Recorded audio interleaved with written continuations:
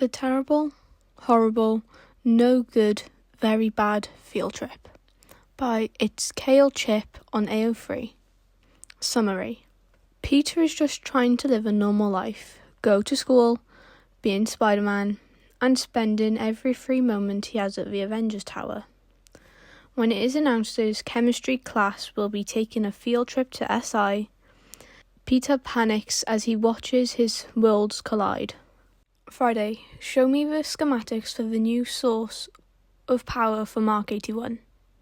Peter looked up from what he was doing as he heard Tony speak. He had been in Tony's lab working on a new web shooters when his mentor walked in. Right away, boss, Friday replied with a technical sketch of the newest version of the Arc Reactor core popped up on Tony's main workbench. Peter saw Tony roll his eyes as he spoke. What have I said about calling me boss? You have insisted upon it over Sir and Mr. Stark and Tony. Friday spoke in the same monotone voice she was programmed with. But Peter could depict a hint of sarcasm, and he knew Tony could as well.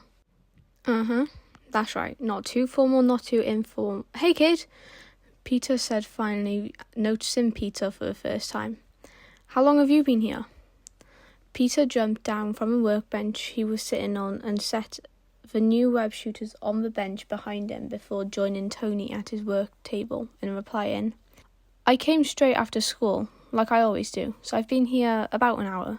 He looked at Tony waiting for a reply, but he was already lost in the creating of Mark 81.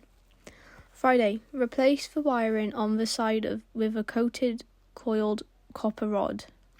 Then run the simulation on it and see if it will give me more power.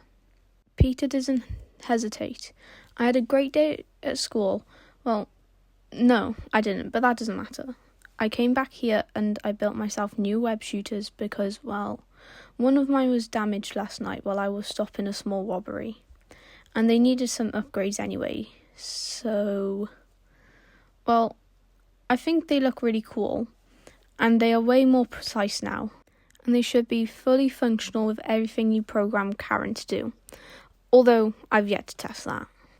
He paused for breath and still looked up at his mentor, who just hummed in response, still fully engrossed in the new core. Anyways, my original goal for today was to try and upgrade the web fluid in Bruce's lab.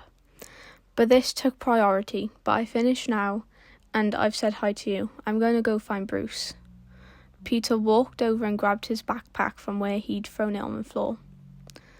This jerked Tony out of his initial work trance. Hey kid, where are you going? How was school? Peter lets it sit a beat without answering. Right, you just said that. I'm glad school went well. I'll have Friday look over the new web shooters and ensure code compatibility. And don't mess with anything in Bruce's lab without him in there. Chemicals are dangerous. Peter rolled his eyes. I know, Dad. I've never been allowed in Bruce's lab alone, and besides, what we do down here is dangerous. Tony met his eyes and gave him a warm smile, one that Peter is seeing more and more as he hangs around the tower more often. Instead of answering, Tony reached out and ruffled Peter's hair as he was leaving. Peter heard Tony tell Friday to play some music. Friday, take me to Dr. Banner's lab, please. Peter called once he was in the elevator. This was the private elevator that gave access to the private suites, labs, and training rooms. It was controlled by Friday and only responded to people with the highest access, and honestly, it still gave Peter a thrill every time he rode in it.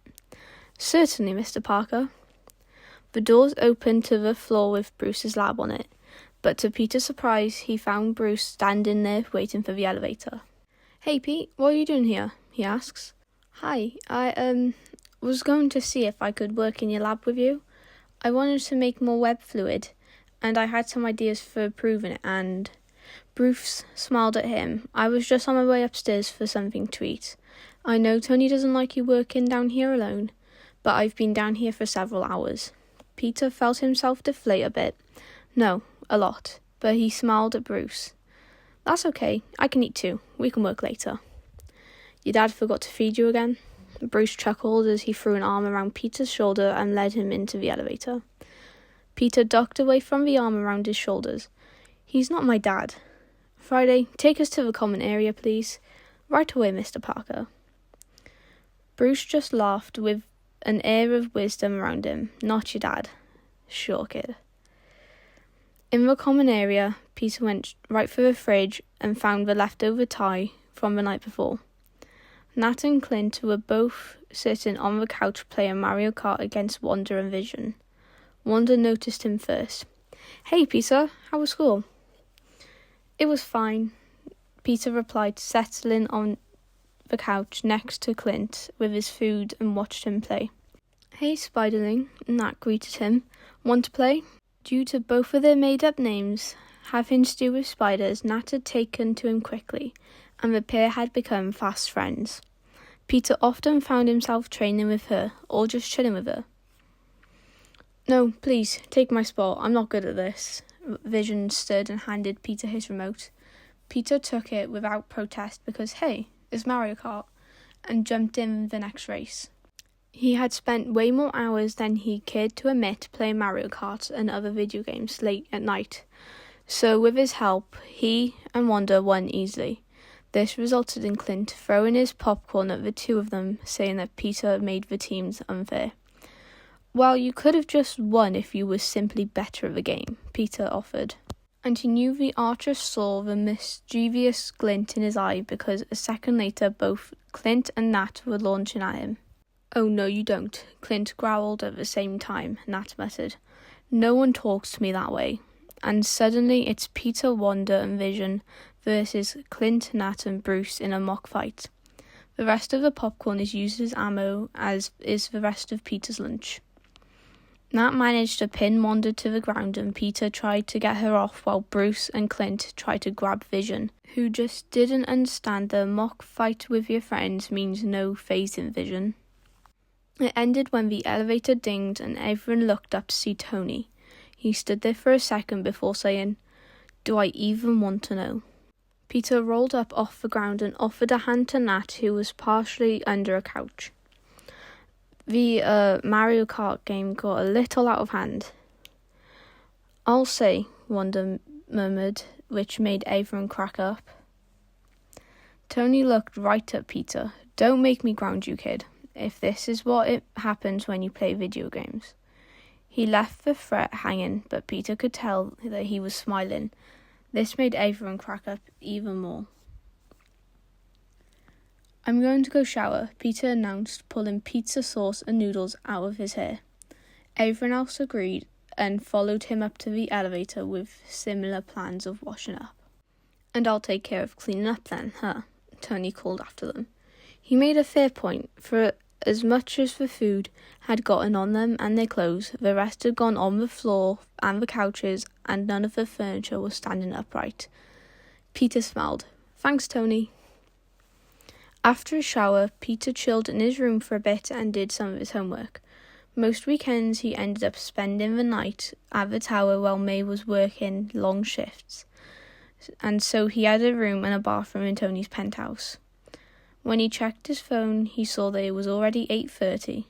May would be home already. He sent a happier text asking for a ride back to his apartment and gathered his stuff back into his backpack. Hey Friday, where is Tony? Mr. Stark is currently in his design lab. Thanks, Friday, he said as he stepped on the elevator. Take me to him. The elevator doors opened and he was immediately blasted with loud music, hands covering his ears as he shouted, Friday, off. Tony never played music when Peter was working with him due to Peter's sensitive hearing. However, when Tony was alone, the music could be heard several floors up. He said it helped him focus, but Peter didn't understand it. The music stopped and Tony looked up to see him. Hey kid, leaving already? Yeah, Happy is going to drive me back. I'll be here tomorrow after school. Tony nodded. I have a meeting that I can't get out of from 4 to 7, so you're welcome to work with Bruce if he's around, or take your project down to the other labs and work with the interns for a little more company. I'll see who's around. He turned to leave, but then remembered. Tony, tomorrow's Friday. You'll be home for movie night, right? Of course, kid. Tony chuckled. Now, get home to your aunt before she calls me, and that will not be a pretty conversation. Goodbye, Tony. See you tomorrow, kid. Peter rode the elevator all the way down to a private garage with all of Tony's fancy cars in it. Happy was there waiting by the door. They made small talk on the drive home, and Peter didn't mind catching up with Happy. The guy was always there to drive him, no matter the day or night, or even if he was supposed to be driving someone else. Even after a year, it was a crazy feeling being someone else's first priority.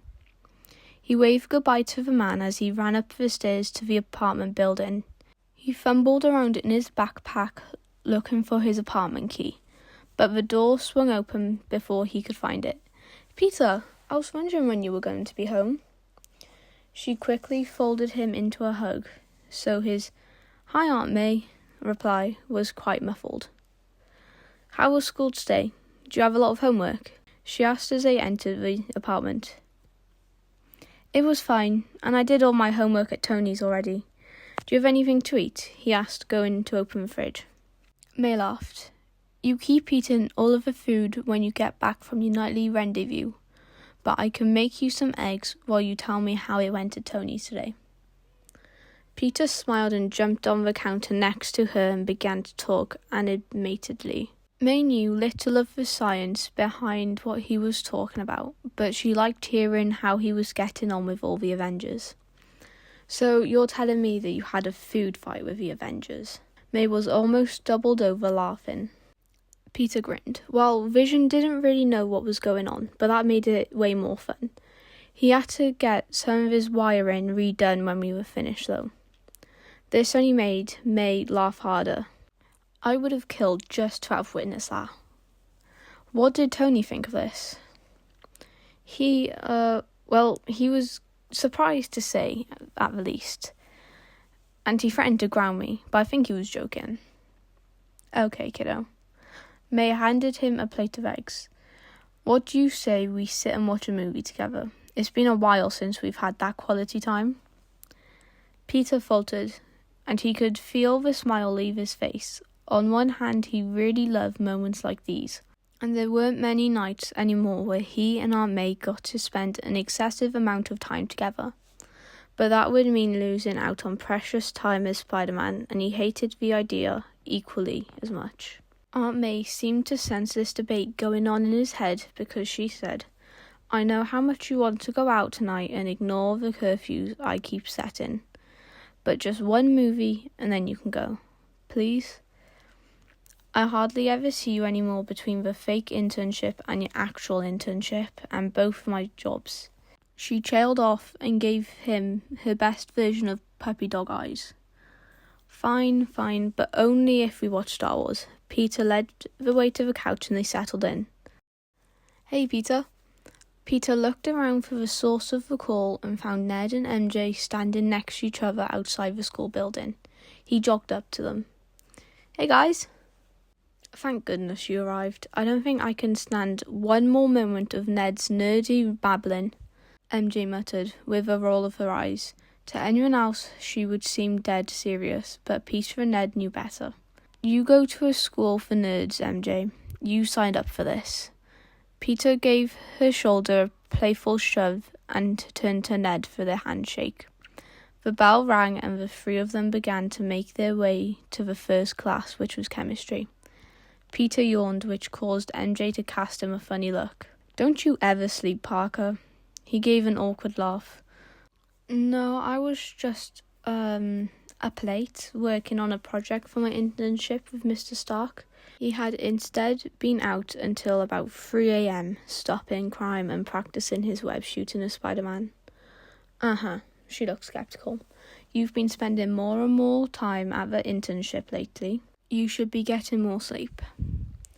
"I'm getting plenty of sleep, and I just want to get as much done with this internship as I can, since it's such a great opportunity and I get to prove myself to Mr. Stark." "Yo, penis," the three of them collectively groaned at the sound, and they slowly turned to face Flash. "I can't believe that you've managed to convince these losers about your internship too. It's so obviously fake, and I'm going to prove it. He walked past them, purposefully knocking into Peter with his shoulders as he went by. What a jerk, Ned mumbled as MJ held up 2 fingers to Flash's back.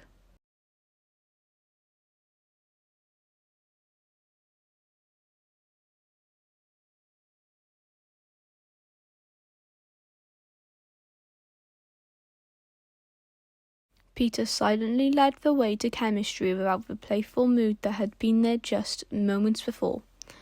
The 3 take their seats in the back of the classroom and Peter immediately puts his head on his desk. "Dude," Ned whispers, "you are going to be suspended if you fall asleep in class one more time. Besides, we are starting this new unit today and you probably don't want to miss that." "I've worked on the Iron Man suits. I could do this in my sleep. Let me prove it to you," Peter replies to his best friend without lifting his head. The final bell rang and Mr. Cobwell started class. "Good morning, everyone. Happy Friday. Mr. Parker, are you with me?" Peter lifted his head up and did his best not to look tired. "I'm with you, Mr. Cobwell." Flash snickered from the front of the classroom and Peter noticed him lean over to his friend and whisper, "Probably dreaming about Mr. Stark." Peter glanced at Ned and realised that he had only heard it because of his enhanced hearing. After the spider bite, he was a lot more aware of how people talked about him behind his back. Mr. Cobwell continued, "I sure hope you are all with me because I have a very important announcement. The science department has finally picked the location of this year's field trip. We will be going on a tour of the Stark Industries Tower and getting to see some more behind the scenes of the technological wonders that happen there." There was a beat and then the class all but exploded. MJ was positively thrilled, as was the rest of the class, because it's a chance to see some of the best tech ever and possibly meet some of the most influential people on the earth. Ned was frozen, but Peter suspected that his brain was taking time to process, and he would be as ecstatic in a few minutes. From the front of the classroom, Flash shouted over the noise, "Let's see if that internship is real now, huh, Peanuts?" Peter was frozen too, but exactly for the reason that Flash just pointed out. How on earth was he going to be able to walk around SI and pretend he didn't practically live there? His internship was real. Tony had mentioned that multiple times, but it wasn't like he'd spent an excessive amount of time in the lab designated for interns.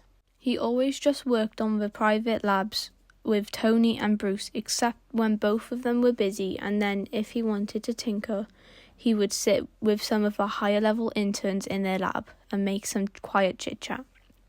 "Please everyone, quiet down. The trip is this coming Friday, a week from today. Here are the forms you need to have filled out for me by Tuesday. They were also emailed to you and your parents so you can return them in record time, I hope. On the back of each form is a space for you to put your information so that they can have badges ready for all of you for when we get there. It is imperative that you fill this form out and return it by Tuesday." Peter took the form that was handed to him. He put it in his backpack to give to May when he saw her Sunday night. Then a thought crossed his mind. What if he didn't give it to me? She rarely reads her emails anyway. He could just not go and not tell Tony and avoid the whole scenario. He could be sick on the day of the field trip or something. He looked back to the front of the classroom where Mr. Cobwell was attempting to teach chemistry, and he saw Flash turn around and give him an evil grin. Yeah, it was probably for the best he does not go to CI with the rest of his class. He made it through the rest of the day without falling asleep in class, and waved goodbye to Ned and MJ on his way to the car where Happy was ready to drive him to the tower. As per his previous conversation with Tony, he went straight to Bruce's lab to see if he was there. He was still itching to test out his theoretical new composition for web fluid. However, Bruce wasn't there, so he headed down a couple of floors to the intern's lab. "Hey, Emily," he greeted the head intern as she entered. "Hey, look, it's Wonder Boy," she said with a smile. "Been a while since I've seen you." "Sorry, I've been busy with other projects. There were two people next to her that he did not recognise, but that wasn't surprising since he works in these labs only about twice a month. She seemed to catch on to this confusion and introduced them. Peter, this is James and Amelia. Guys, this is Peter. He usually works in the labs with Tony Stark himself and really takes the time to come and visit low lives like us. James and Amelia both lost their jaws to the floor over the idea that he might work with the Tony Stark regularly, but they recovered quickly and gave him a wave. Peter brushed off the backhanded comment and flashed her a grin. What are you working on? We are working on the hardware for the next generation Stark phone. Come and see. Emily waved him over to the table where there was an array of tools and a screen showing exactly what they were working on. Does he have the clearance for that? James asked, still very confused at the sudden presence of Peter. Amelia lightly smacked him. Dude, he works in the personal labs of Mr. Stark. I think it's fine. Emily laughed. He has a higher clearance than all of us, James. He could get you fired. Watch out.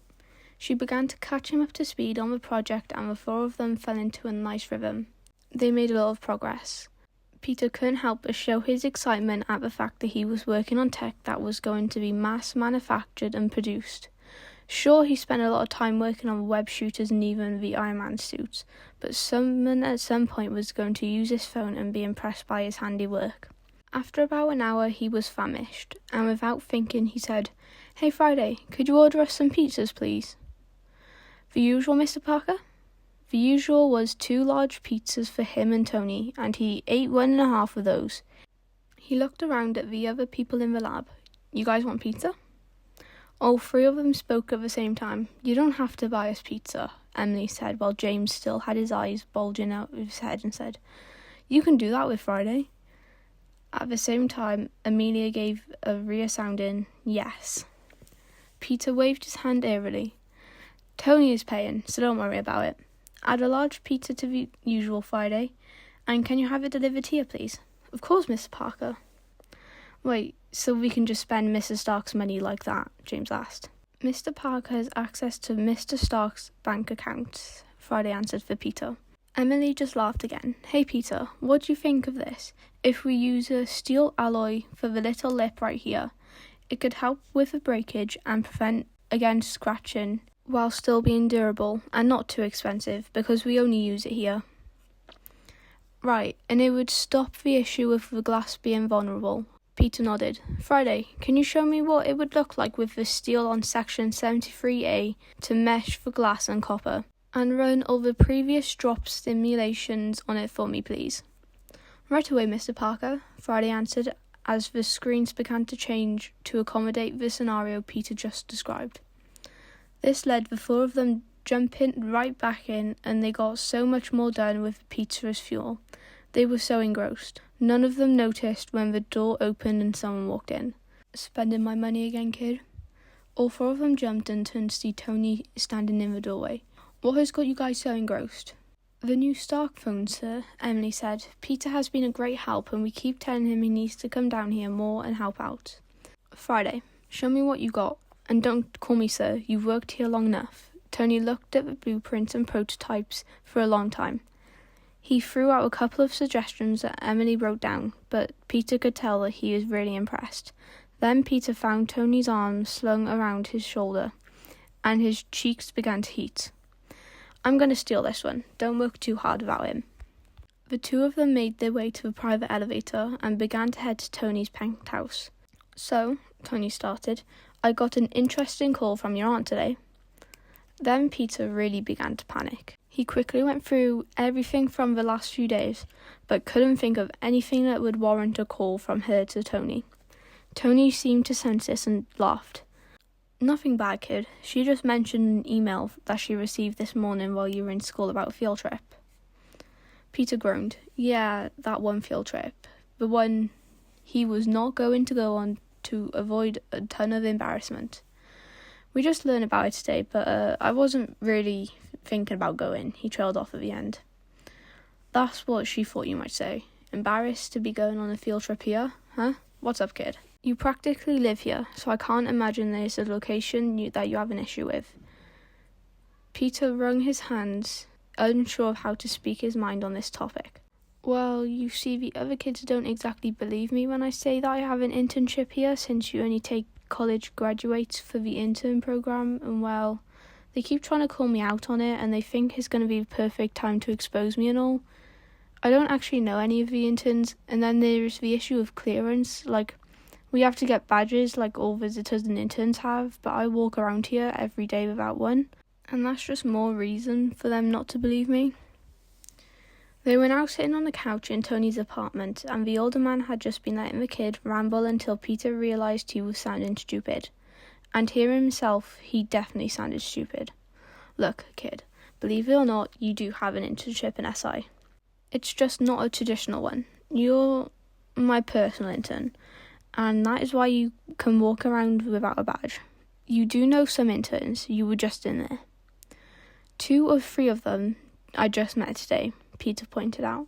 Although I did know Emily, but still, me being your personal intern sounds even less believable. Tony paused. Even if I confirmed it with your class. You never make an appearance on field trips. Peter was calmed down by now, and almost laughing. At least, he was hoping that Tony wasn't being serious. He didn't need to be further embarrassed on the dreaded field trip. I would if my personal intern was on said field trip, Tony said with a mischievous glint in his eye.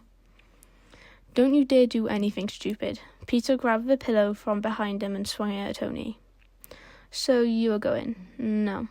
Wasn't a question, kid. It's finally time for Peter Parker to get to show off and be the star of the show. Now, let's go before they start the movie without us. A week later, the day of the field trip had finally arrived. Mr. Cobb's wild chemistry class is waiting outside the school building for the buses to arrive. Ned and MJ are clearly trying not to be too excited for Peter's sake, but Ned is clearly beyond ecstatic. Dude, it's gonna be fine. You've been on this tour like 100 times, and you practically live at the tower, so I don't know what you are worried about. Ned tries and fails to be comforting. That's the issue, Peter says. I spend so much time there, but it's like all with Mr. Stark and in his personal lab, and not with the normal interns. So you've met Pepper Potts. Can you introduce me? MJ suddenly had an excited glint in her eye that Peter didn't see often. She is the CEO of the biggest STEM company in the world. Just being in the same room with her would be the highlight of my life. What about me? Ned asks. MJ didn't even give him an answer, just rolled her eyes. All 3 of them doubled over laughing at MJ's antics. But Peter saw the truth to her words. Pepper was a very powerful and influential woman and a great role model to many, and the one celebrity that MJ followed religiously. Did you say that you know Pepper Potts? Flash stalked over and rolled his eyes. What's next? That you grab a beer with Tony Stark every other weekend? If you just admit this all is sham now, no one will hold it against you, Peter. His tone, however, did not indicate that Peter would get off free if he admitted everything was a lie. He's not lying, Ned jumped in before Peter could say anything. In fact, he is Tony Stark's personal intern. Ned, Peter groaned and mentally slapped a hand over his face. This field trip was going to be bad enough already. Giving that bit of information away without the proof to back it up was dangerous. What, was I not supposed to say that? It is true. The more Ned spoke, the worse he made it. Peter couldn't really fault his friend for trying, but he wished it worked out better in his favour. Flash laughed and looked around the rest of the class, gathering their attention. Did you hear that, everyone? Peter here is the personal intern of Tony Stark himself. I thought he would only accept college graduates for his intern program, so I would really like to know how you managed to land yourself right up in his penthouse. Before Peter could reply, Mr. Cobwell announced the arrival of the buses, and everyone filed on. Luckily, Peter, MJ and Ned managed to get on a different bus than Flash, and had a fairly pleasant ride to the tower.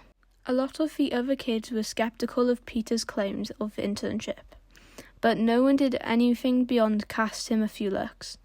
You really do enter here, right? So everything will be fine. With that one statement, MJ managed to calm his nerves more than a whole week of mentally preparing. He cast her a thankful grin, and she went back to her sketchbook. He was an intern at SI. Despite his doubts or what anyone else might say, He could handle a day with his class there.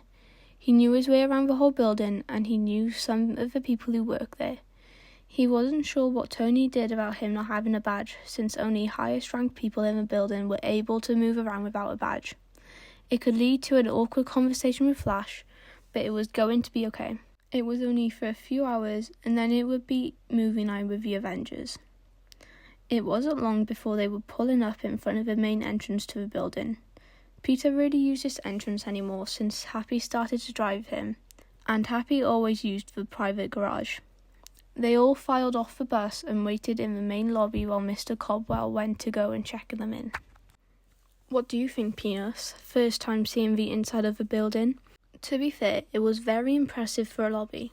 It was a large open space with the ceiling several stories up. The wall behind them, which led back to the outside, was completely made of glass.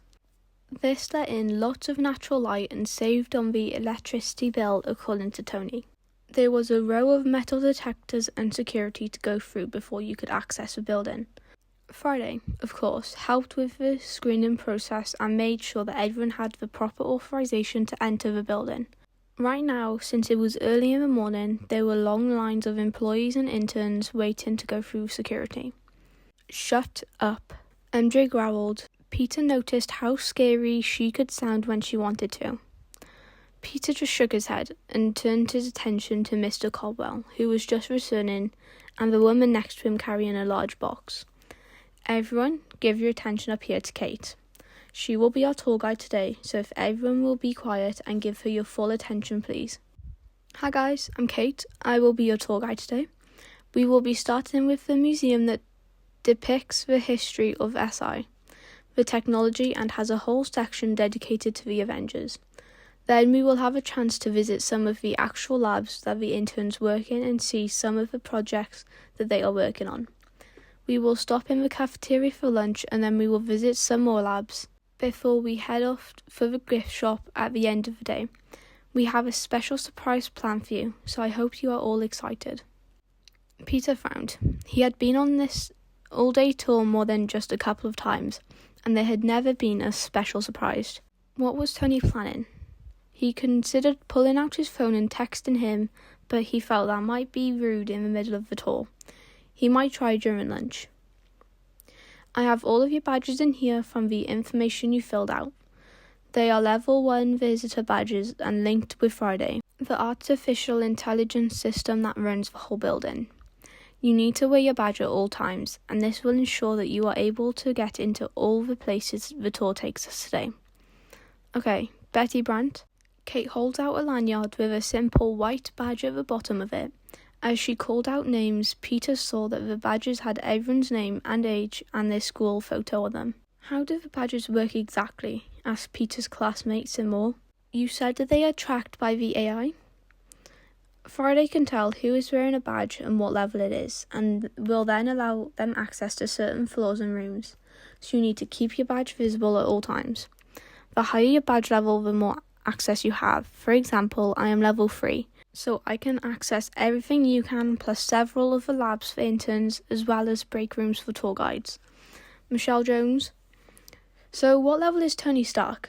This time it was Betty who asked the question. Everyone seemed eager to learn as much as possible about SI during their time there.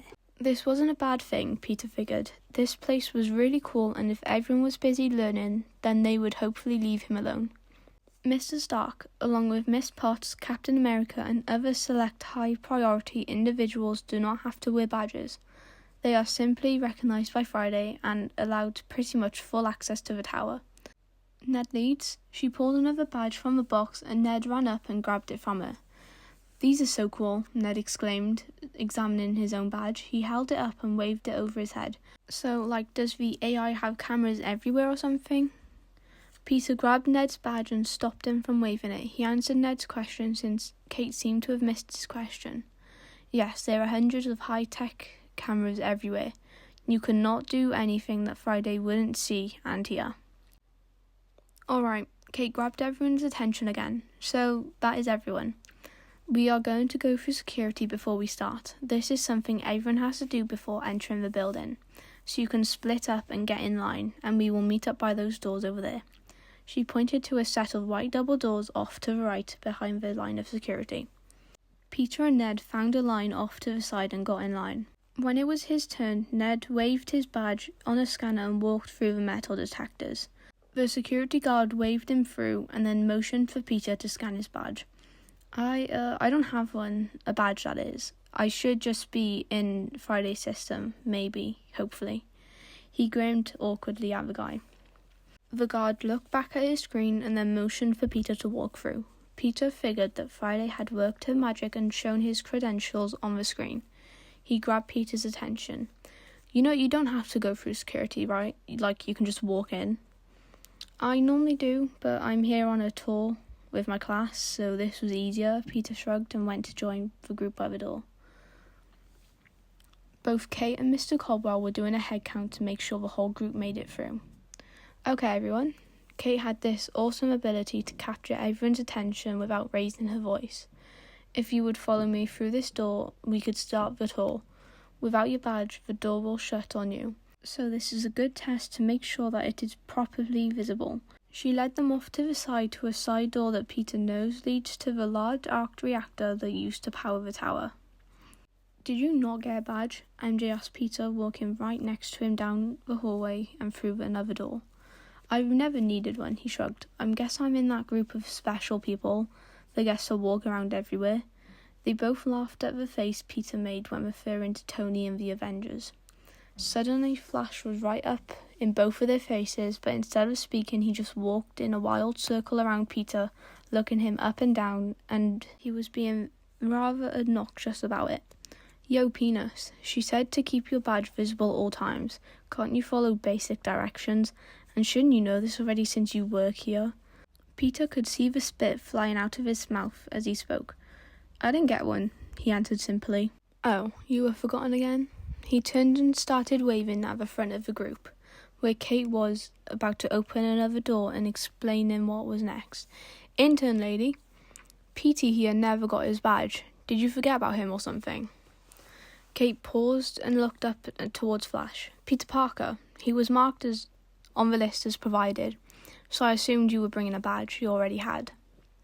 That's my bad, though. If you forgot yours, I'll make some calls so you can get a new one.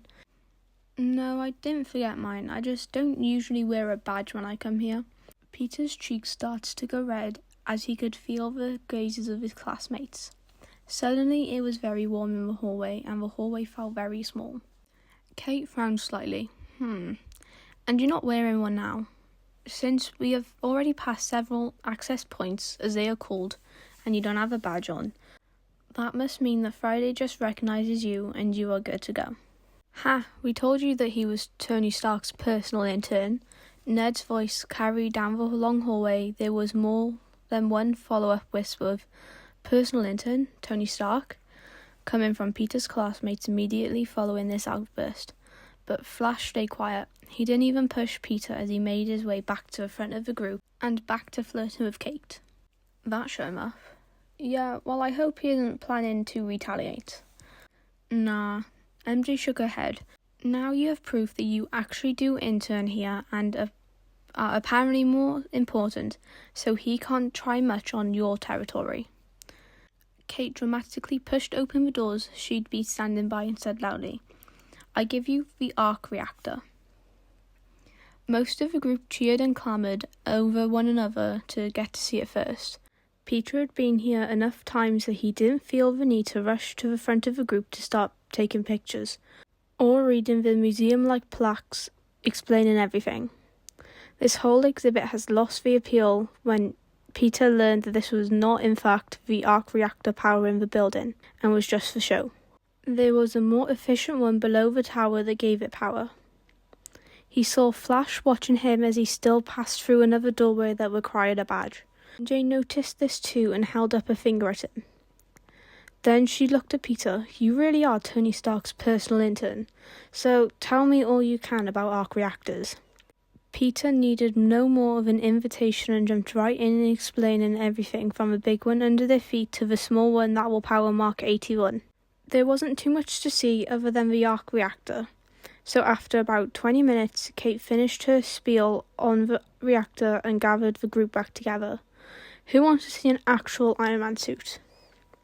The whole class cheered at Kate's words, even Peter. Sure, he had spent hours of the day helping Tony work on the newest one, but they still never failed to amaze him. The whole class gathered on the comically large elevator and Kate took them to the 3rd floor. We are going to skip the 2nd floor of the museum on this tour because we will get to see actual labs with the newest tech being made a little later. The bottom 3 floors of SI was a museum, and this is where all the tours took place. The bottom floor was about the history of SI and some of the early tech, like the weapons and the original Arc Reactor. The 2nd floor showed off the engineering side of the company and showcased different projects manufactured there. This was where regular people had the chance to interact with Friday and get to explore the newest dark phone.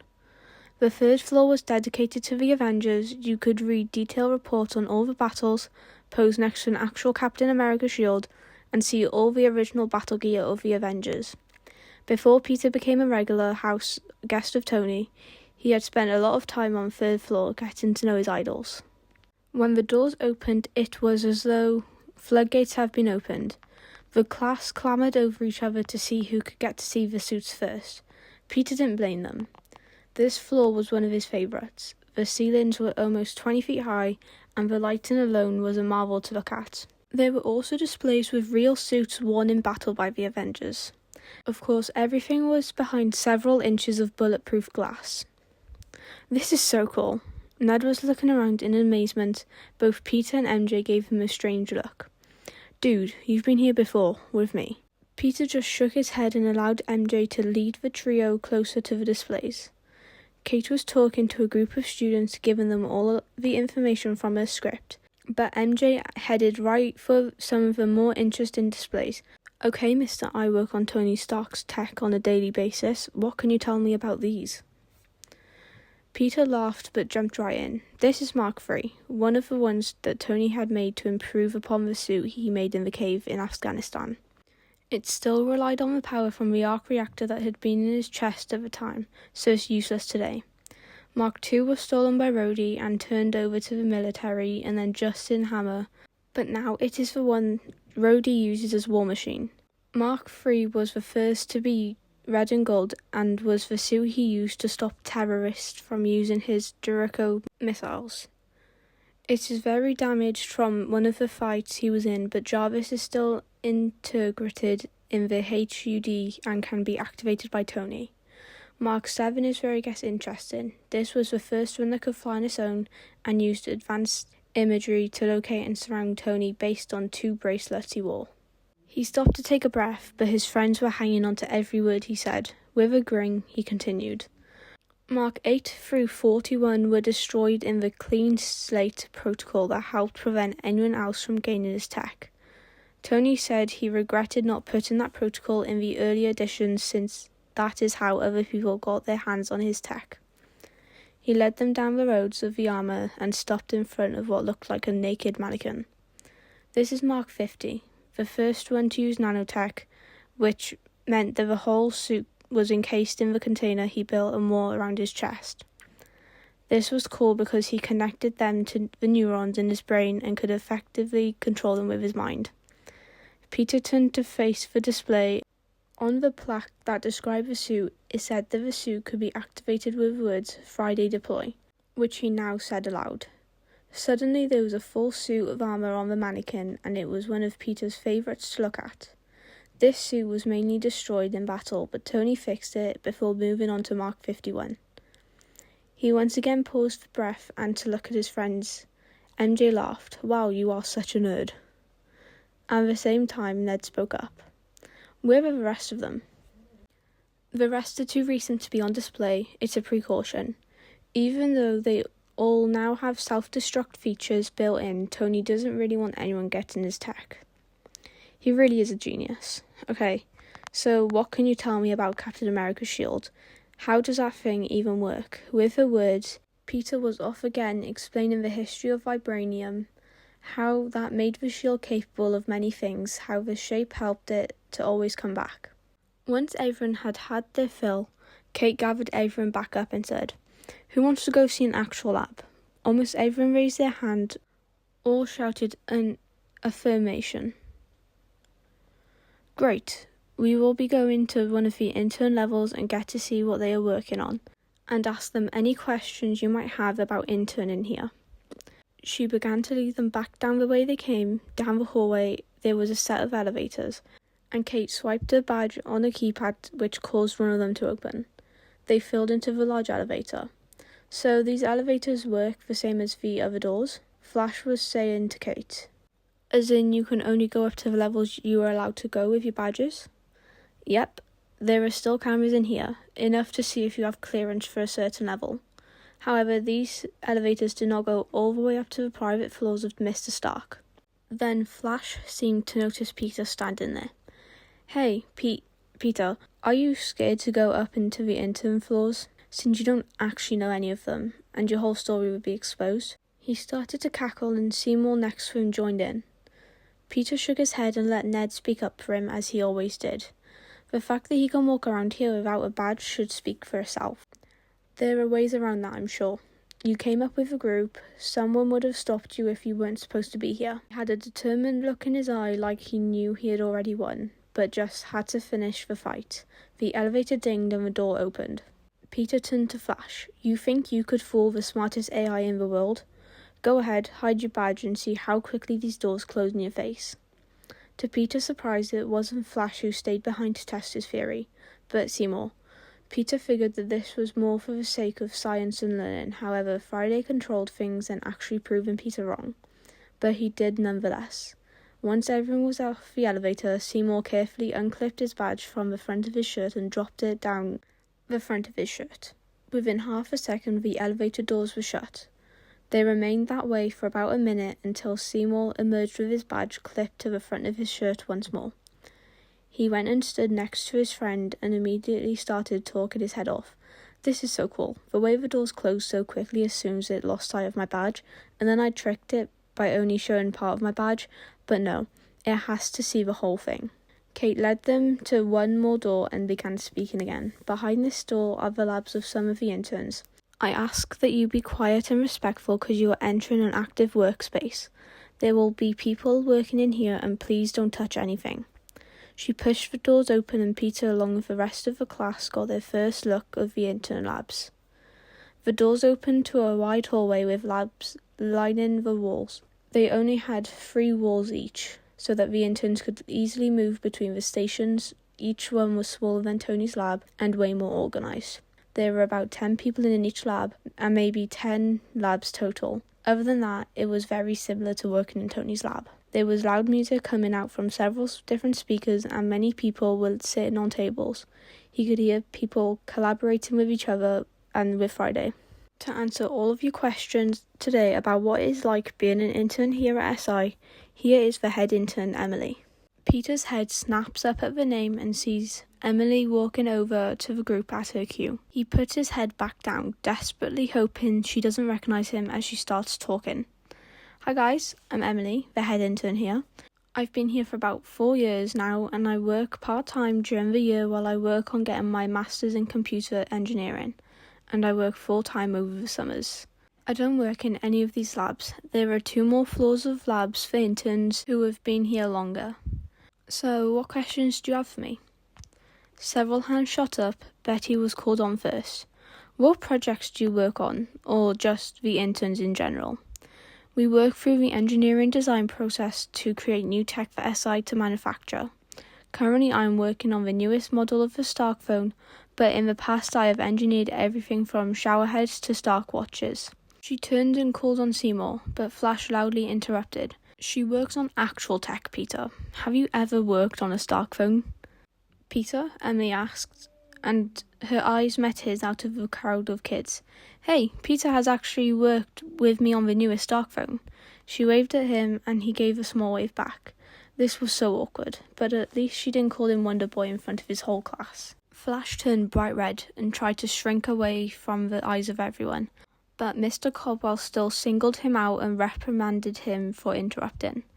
Being loud and in the lab, and still being rude to Peter and Ned shared a smile as Flash was threatened with several detentions for his actions, and he agreed to sit down and shut up so everyone can have a nice trip. Emily started to talk again to answer another question, but once more she was interrupted. Emily, Friday said you were down here. I have some papers for you from Mr. Stark. Is that? MJ's mouth dropped open in awe. Peter looks up to see Pepper walking towards their class holding a box and some folders. The whole class seemed to be having the same reaction as MJ, full of disbelief of being within 10 yards of a very famous CEO.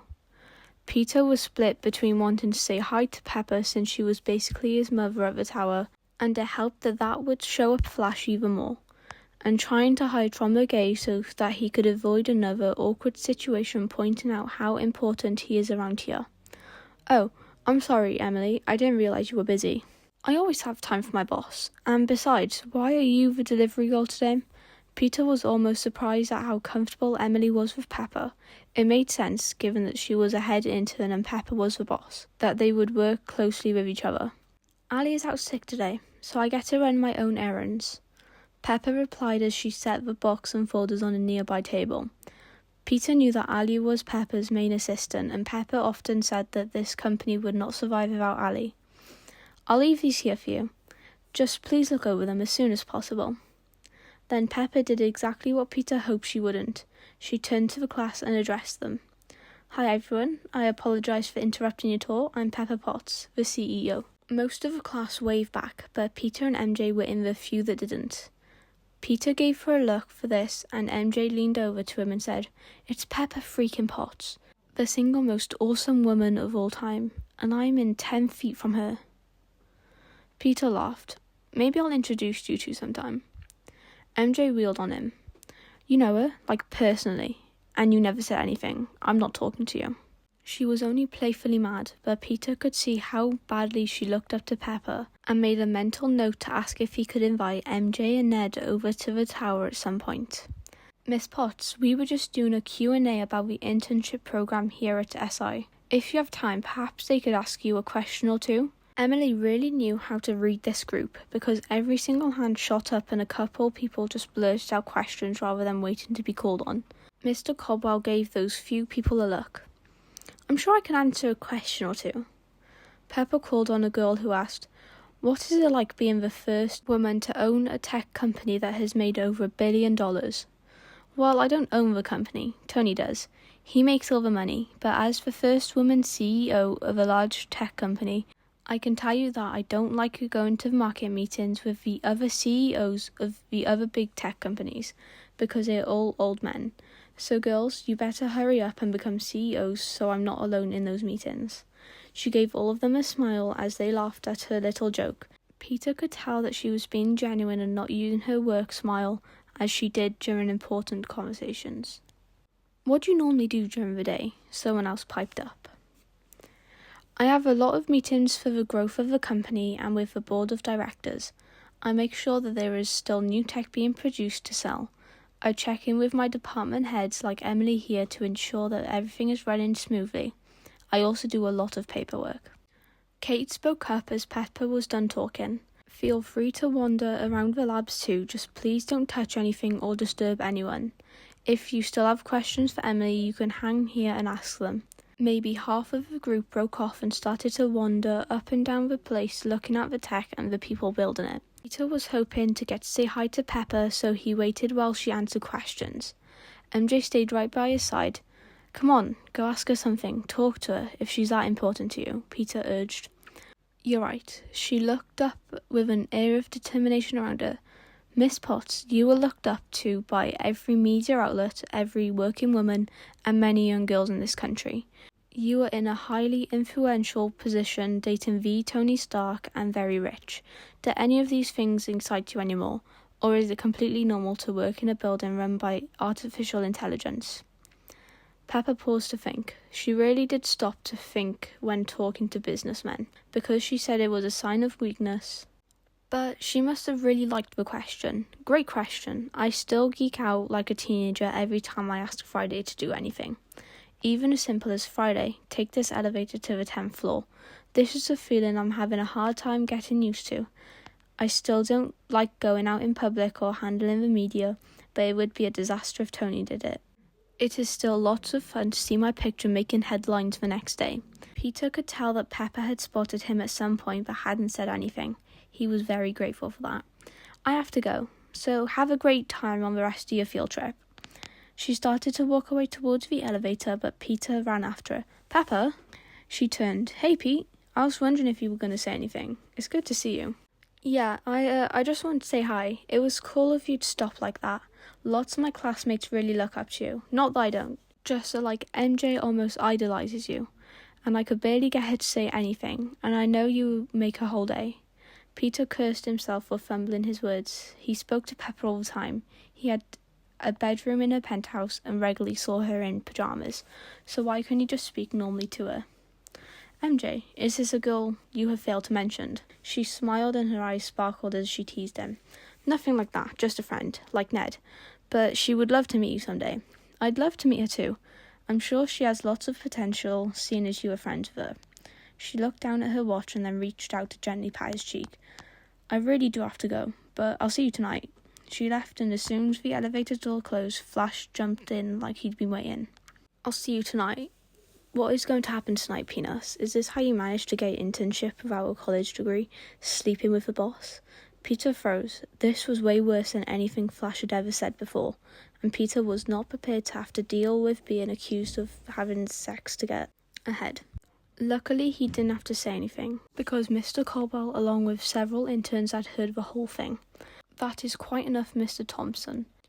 Peter felt his phone buzz in his pocket as Flash crawled away. He pulled out his phone and saw that it was Tony calling him. He made a face. Why on earth was Tony calling him?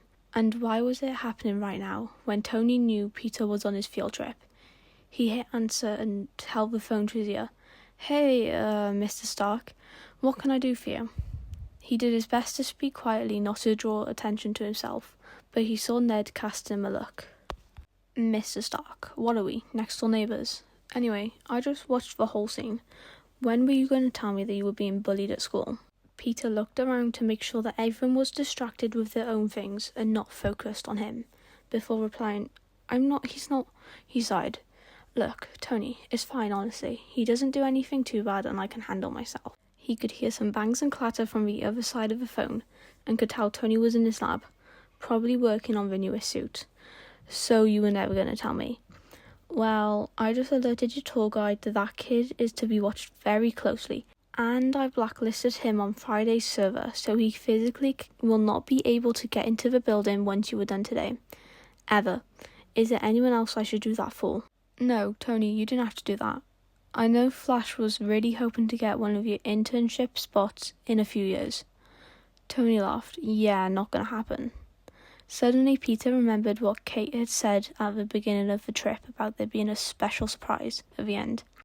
Hey, Tony, you wouldn't happen to know why Kate said that there would be a special surprise at the end of this tour? I've been on this exact tour before and it's always the same, so what's up now? It took Tony a moment to answer. Maybe he was just busy with whatever he was working with, or maybe he was working on a cover story. Peter suspected the latter. I do in fact know, but you don't have the clearance for that, so you'll learn along with the rest of your class. Now it was Peter's turn to laugh. That's the best you can do, say that I don't have the clearance. You specifically programmed me into Friday's system to have the same level of clearance as you and Pepper, so try again. He looked around again, still paranoid that someone from his class would hear him talking to Tony like it was his dad. But everyone was so engrossed in learning about the internship program that they paid no attention to the kid taking the phone call. All in due time. Now, go and have fun, and I'll see you tonight. See you tonight. Peter hung up the phone and looked at Ned, who had been standing there the whole time. Peter held a finger up to his mouth to make sure Ned didn't freak out or make any loud exclamation, bringing attention to the pair. It was still hard for Ned to contain his excitement. You just had an actual phone call with Iron Man. Dude, I have sleepovers with most of the Avengers, every weekend. Why is this still surprising to you? Peter laughed right along with his best friend. You do what every weekend? MJ's sudden appearance made both boys jump, because it sounds like you are way more familiar with the tower than you are letting on. Peter froze. They must have been talking louder than he thought. He looked around the room again, but no one else was paying attention. Quickly, he said, Yeah, I hang out with Mr. Stark sometimes after my internship if Aunt May is busy working. I do my homework here and such. There was no reason to still be lying to MJ about any of this. The internship, Spider-Man, she was as good and as close as a friend to him as Ned was. MJ clearly thought so too. I don't know what it is that you are hiding from me, but when you are ready to confide in your friend, I'll be waiting. Peter sighed, but before he could say anything, Kate called out to the group.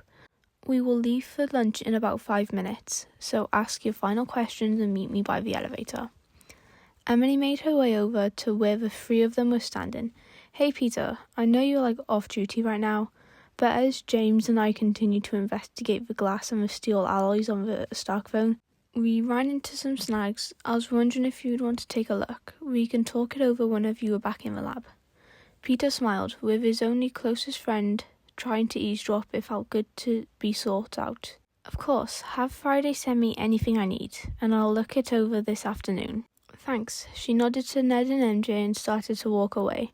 She paused and turned back. Don't be a stranger. I'll try and come around more often, Emily, he promised. He gave her a wave and could feel the heat building up his cheeks as he turned back to his friends. Ned nudged him playfully. Ooh, she's got a crush on you. MJ seemed to have similar thoughts, but with a less smiley look on her face. She's 6 years older than me, and a professional. I come and work in her lab sometimes when Tony isn't around. It's not like that at all. She's nice and cool and really smart and good at her job, but that's it. Peter groaned as he made the situation worse for himself. Ned tended to be good at making Peter think things he didn't want to, and this was a prime example of that. They fell into an uncomfortable silence for a few beats before MJ said, Oh, would you look at that? It's time to gather back at the elevator for lunch. Peter cursed himself for being so awkward. With a promise to himself to try and smooth things over during lunch, he caught up with the rest of the group and heard Kate say, So now we are going to go to lunch. SI has one main cafeteria for its workers and the food is pretty good. On all your badges there is a preloaded amount of $15 for you to purchase lunch. Simply swipe your badge at checkout. Okay, everyone back in the elevators. While in the elevator, one of Peter's classmates, Betty, spoke softly to him. You know, most of us believed you about your internship from the start. Of all things he expected her to say, this was not one of them. He looked up at her with a shocked expression on his face. We didn't say anything because, well, but we've got your back. You could have had his back from the start, MJ glared at her. This behaviour was so unlike MJ. Peter guessed some of it was his fault with how he'd been acting and treated her in the lab. But she was also probably just as hungry as the rest of them. Hey, let's not fight. Thanks for saying that, Betty. He turned back so he was facing his friends. Thanks to you both for always being there. Now, I'm starved. I hope the cafeteria serves as good food as Kate says. You've never been in the cafeteria before. If MJ was slightly suspicious of his story before, she was even more so now. But you are an intern here. He shrugged. Tony and I normally just order a pizza, takeout, or something when we get hungry. Occasionally Wanda cooks. He pretended not to notice the looks that MJ and Ned gave him as the elevator doors opened. They should have known by now that he was more than just acquainted with some of the Avengers. They stepped into the cafeteria and it was like a mad rush for the different food options. The whole place was set up similar to a food court in a mall, except it felt cleaner. The three of them made their way over to one counter that served pizza. Peter grabbed 3 slices and a large Gatorade. Dude, Ned whispered, how are you going to check out if you don't have a badge? Peter shrugged. I don't know. I'll just give the guy cash maybe?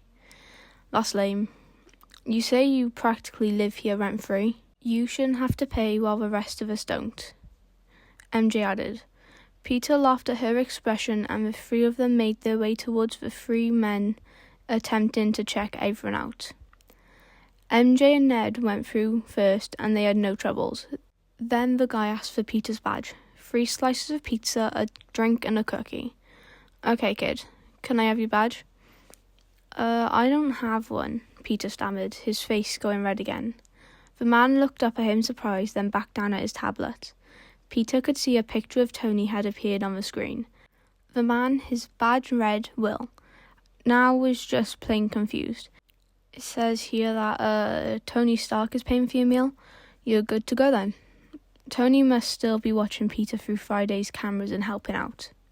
Peter couldn't help it. He, along with Ned and MJ, all burst into laughter as they walked to find a table. They started up a conversation for a few minutes, and Peter was able to pretend that he was back at school having lunch with his friends rather than at the tower. Hey, MJ looked up suddenly. What is everyone crowding around over there? Peter and Ned turned to look where she is pointing. Is that Hawkeye? Ned asked in awe. Peter could clearly see Clint sitting at a table in the corner, surrounded by Seymour and some of his other classmates. He stood up and started to walk over. He heard Seymour talking. Let me see your bow. Do you actually fire? Or did you pay Tony to make you one that shoots for you? That's rude, Peter called out to Seymour. Clint looks up at the voice and smiles. Hey Pete, good to see you. Is this the field trip Tony was telling me about? Yeah. As Peter got closer to the man, he could smell the sweat on him, and he noticed the workout clothes. Dude, don't you have a shower? All of Peter's classmates looked horrified that Peter would actually say an abrasive thing to an Avenger. But Clint nearly doubled over laughing. I just finished training with Nat, and I wanted to grab something to eat quickly before showering. She's around here somewhere. By the way, if you want to say hi. Peter nodded. He would like to say hi if he ran into her, but he would also see her tonight for the movie. She's probably showering like any other normal human being. At this point, most of Peter's classmates has wandered back to the lunches, not wanting to witness a conversation they couldn't participate in. Seymour, however, spoke up. Do all of the Avengers actually live here, like the low-level interns and a whole business below them? Peter noticed he wasn't hiding behind Flash this time, as Flash was over by Kate, sitting under her watchful eye. He had such a condescending tone in his voice, Peter almost laughed again. Clint just looked at Seymour almost disappointedly. You are seriously underestimating the amount of money that Tony Stark has. You should see the penthouse. Is that an invitation? No. Now Peter couldn't contain himself anymore and burst out laughing. Seymour stalked away as Peter turned back to Clint. That was awesome. He looks so disappointed with you. Anyway, see you tonight? Have you ever known me to miss movie night? I'll be there, Pete. Please, shower first. You really do smell gross. Peter gave him a high five and went back to his table with MJ and Ed. Movie night with an Avenger? MJ asked. When Peter looked up confused, Ned filled in. Dude, the whole class was listening to that conversation. Peter looked around and saw that while half of the class was still staring open-mouthed at Clint, the other half was indeed staring at him. He quickly sat down and pulled his hood of his sweatshirt over his head to hide his ears going red. Peter glanced at Ned, asking a silent question. He wanted to just come clean with her so he could have two friends always by his side. He then looked around the room to see who was still watching him. No one at any of the surrounding tables was paying any attention. Look, MJ, you know there is something I've been keeping from you. And, well, that's not fair to you because you're like one of my closest friends and I want to be honest with you, but Peter just spit it out. She nearly growled, but he could tell that she was hanging on to his every word. He sighed. Look, MJ, but he was interrupted by Kate announcing that lunch was over. Later, I promise. She just shook her head. They dumped their trash and gathered at the elevator. So, who wants to see Tony Stark's personal lab? The class expectantly cheered. Kate continued. His labs are normally restricted to people of high enough priority that they don't need badges, but this tour is being given special treatment. Peter frowned. No tour that he had ever been on had gotten to see personal labs, but maybe they just got special treatment because this was a school trip. Will Tony Stark be there? Betty asked. Kate shrugged. I don't know. Probably not. He has several labs, and we are going to see the one that the most people have access to.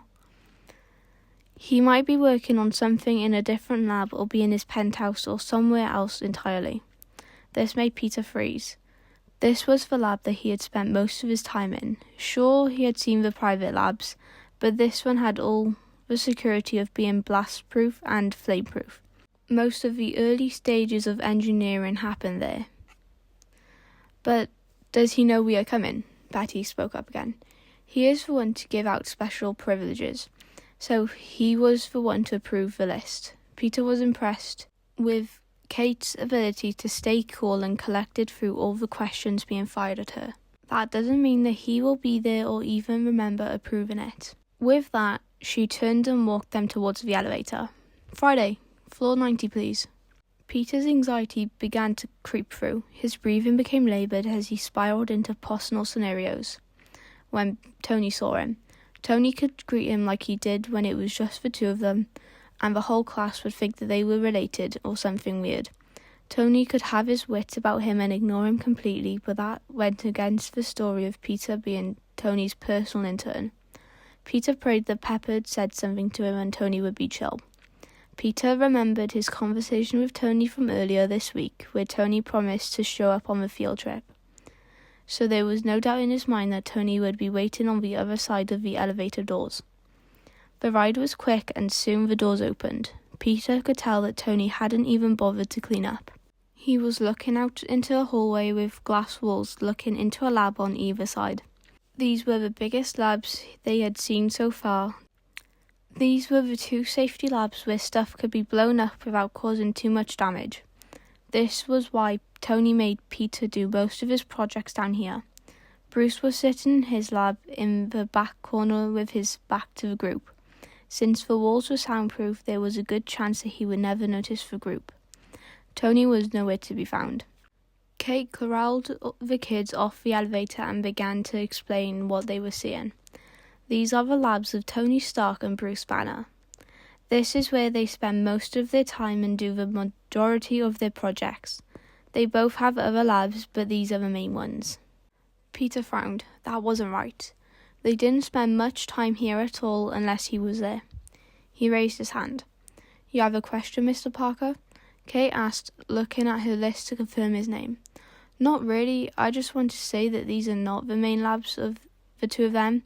These are the special safety labs because the walls are especially blast-proof and nothing is flammable. So this area is for the more dangerous projects. Mr. Stark's main lab is on a floor above us, although he has several and Dr. Banner's is the floor below. It's not uncommon to see them here testing things, but most steps of the engineering design process happen somewhere else. He trailed off, suddenly realising what he had just done. The whole class was looking at him, some confused and some in disbelief. Mr. Cobwell looked mad at Peter for correcting the tour guide. Kate was the only one who seemed amused. Very well, you would know better than I would, so these labs are for the more dangerous projects and it's hard to get seriously injured in there. You can see the doors to get into the labs over there. She pointed and there was a single door into either lab. Those are made so no one can get in unless you were on their list of pre-approved guests. I couldn't get in, but Pepper Potts could and Emily, the head intern we met earlier, could as well. She demonstrated by attempting to open the door and it remained locked. Yo, Peter, Flash was talking again. Could you get in since you're so special and all? These labs are where I spend most of my time working on projects with either Mr. Stark or Dr. Banner, so yeah, I can. The whole class seemed to get the same idea from his words. So, let's in then, prove it. Dr. Banner is right there. Go say hi. Peter shook his head. There are so many actual dangerous things in there. It is a bad idea to let people in who might not know what they are looking at. Before Flash could respond, Kate spoke again. Feel free to come up to the glass on either side and take a look. Mr. Stark is out currently, so you don't have to worry about disturbing him.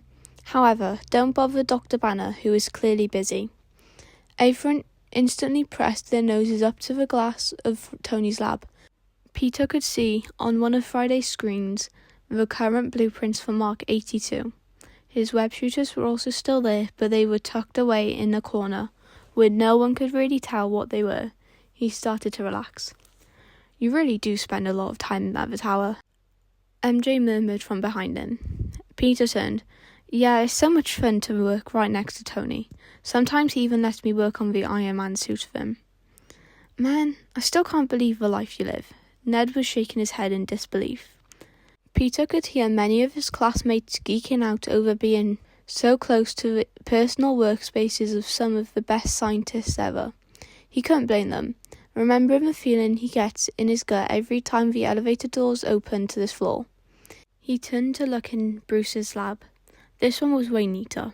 This was probably because Bruce did most of his work upstairs since few of his projects were dangerous. He was clearly working on something new now, but Peter wasn't sure what it was. Peter would often spend time there with him when he was revamping the web fluid, since most early trial stages blew up in his face. Both labs were as big as a basketball court and had ceilings 20 feet high. There were many tables and workspaces covered in tools and scrap parts. A few people were pressed up to the glass windows of Bruce's lab, who eventually seemed to notice the onlookers. Peter could see the momentary panic in his eyes and felt bad for his friend. He realised that Bruce had no clue about the field trip or why there was a bunch of teenagers outside his private lab. Peter pushed his way to the front of the crowd and waved to grab his attention. Bruce lit up and made his way to the door. "Hey Pete, what are you doing here?" "I'm on a field trip, and Tony gave my class permission to see the blast labs. We didn't know that you'd be here." He silently praised himself for getting through the sentence without stuttering. He managed to not look like more of an idiot in front of his class. Bruce nodded. "Cool, have a great time. But if you're not busy, do you want to come and look over this for me? This type of chemistry is not my strong suit, and I was hoping you could help me get it to do what I want." He looked over at the tour guide with a raised eyebrow. "If that's okay with you, of course." Kate, who knew by now not to be surprised by anything Peter did, nodded. "We'll be here for another 10 minutes or so just make it quick." Bruce looked down at his watch and almost seemed shocked by the time. "Never mind. Peter, you want to stop by this afternoon then? We'll have more time." Peter could do little more than nod as the scientist retreated into his lab. The conversation slowly went back to normal and Peter turned back to his friends. "You do actual sciencey stuff with the Dr. Banner?" This time it was MJ who was shocked. Ned laughed at her as though he wasn't just as impressed. "He does actual sciencey stuff with the Tony Stark too." "Okay, yeah, but we have to read and go over Dr. Banner's papers in AP chemistry. Like, sure, everyone knows that Mr. Stark is good at engineering, but he just hides the new technology in his lab. Occasionally, he sells it and makes billions." She shrugged as though $1 billion was not a lot of money. Peter and Ned laughed. Dr. Banner, on the other hand, is improving chemistry and biology and physics for the whole world. MJ seemed lost in her own world, going on about the crazy new things that Bruce had brought to the table through his studies. While she was talking, Peter let his thoughts wander. The day was going okay, better than he expected. There was only a few activities left, and then he could go back to being the nobody of the class. Peter could hear the elevator moving behind the closed doors. At first, he thought that maybe one of the Avengers was leaving the tower, or maybe it was Clint finally going upstairs to shower. But he heard it stop on this thought and froze. What if it was Tony? And he embarrassed him in front of the class. MJ and Ned noticed his sudden change in attitude, but before they could ask him what was wrong, the doors opened and in strode Tony himself. To his credit, Tony seemed as shocked to see a group of teenagers in his lab as the students did to see Tony Stark walking in. Kate was the first to recover and said, "Hello, Mr. Stark. This is Midtown's AP chemistry class, and they are currently on a tour of the building." This stopped Tony from looking shell-shocked. "I do remember giving one tour permission to come up here. So hi, you all know who I am, so I won't bother to introduce myself." He was wearing jeans and a t-shirt like he was ready to lose track of time in his lab. One kid jumped forward.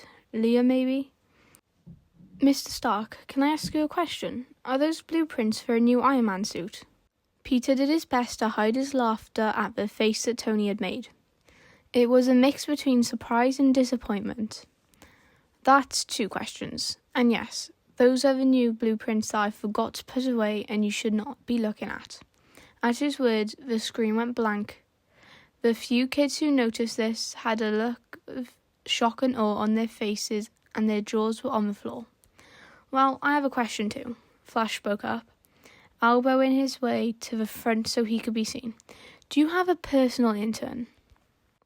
Peter watched as Tony made the mental connection about his field trip and a wicked grin came over his face. Peter moaned softly and attempted to hide behind Ned in the back.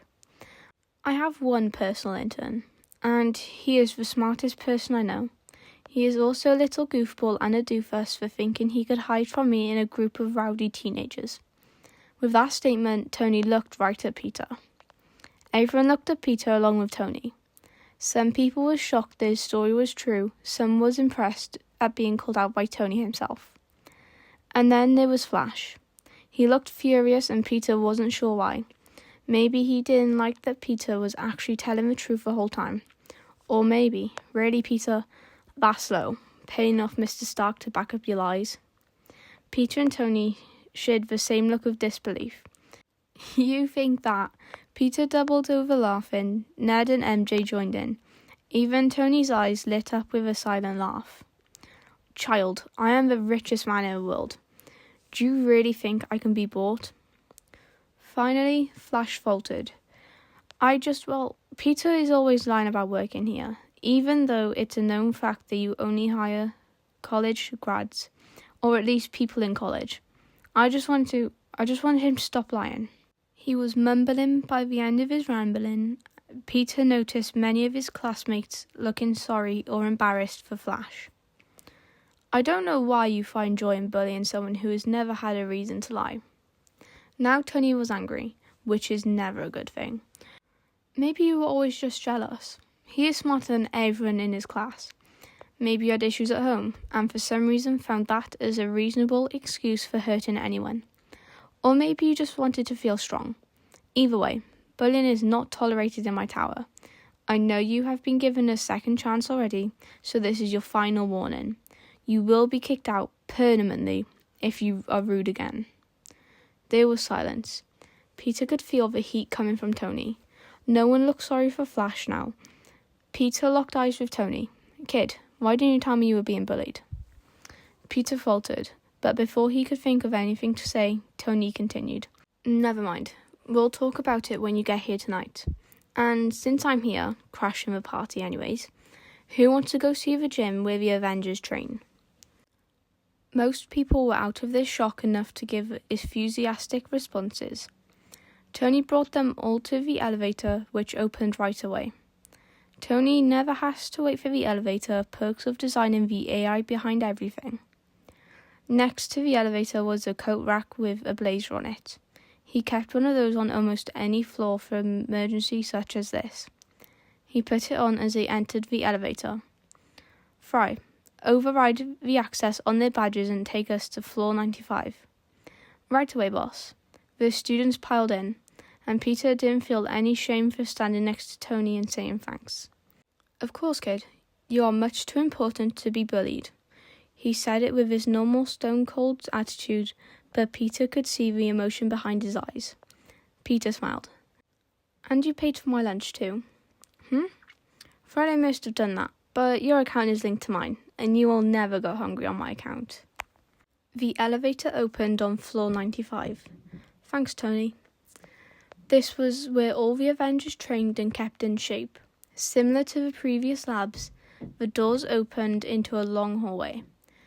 This time there was merely a banister on either side, looking down onto the gyms below. On one side there was what looked like typical workout equipment, but Peter knew it was anything but typical. Several of the treadmills were designed for enhanced beings, as were the weights. On the other side was where they trained in hand-to-hand combat. There was a large open mat on the floor, but all around were ropes and climbing walls, which made it more like an obstacle course to navigate while fighting your pursuer. The coolest part that grabbed everyone's attention immediately was that there were people in the gym.